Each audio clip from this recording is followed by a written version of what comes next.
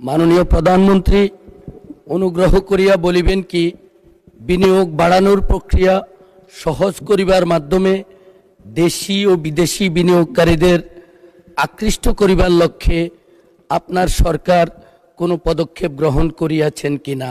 ধন্যবাদ জনাব মোবাশ্বের আলম ভূঁইয়া, মাননীয় সংসদ সদস্য। আপনি যে প্রশ্নটি করেছেন এই প্রশ্নটি অত্যন্ত গুরুত্বপূর্ণ প্রশ্ন। বাংলাদেশ সরকার দেশি ও বিদেশি বিনিয়োগকারীদের আকৃষ্ট করার জন্য বিনিয়োগ প্রক্রিয়াকে সহজকরণ করার জন্য বিভিন্ন পদক্ষেপ গ্রহণ করেছে।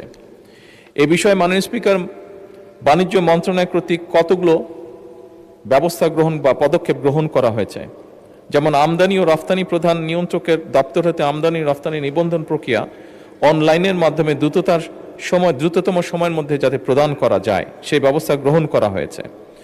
একই সাথে মাননীয় স্পিকার বিনিয়োগ বান্ধব পরিবেশ তৈরির জন্য রফতানি নীতি হালনাগাদ করা হয়েছে এবং আমদানি নীতি আদেশ 2026 থেকে 29 হালনাগাদকরণ কার্যক্রম প্রক্রিয়াধীন রয়েছে, যাতে করে বিদেশি বিনিয়োগকারীরা সহজে এদেশে ব্যবসা বাণিজ্য শুরু করতে পারে বা করতে পারে।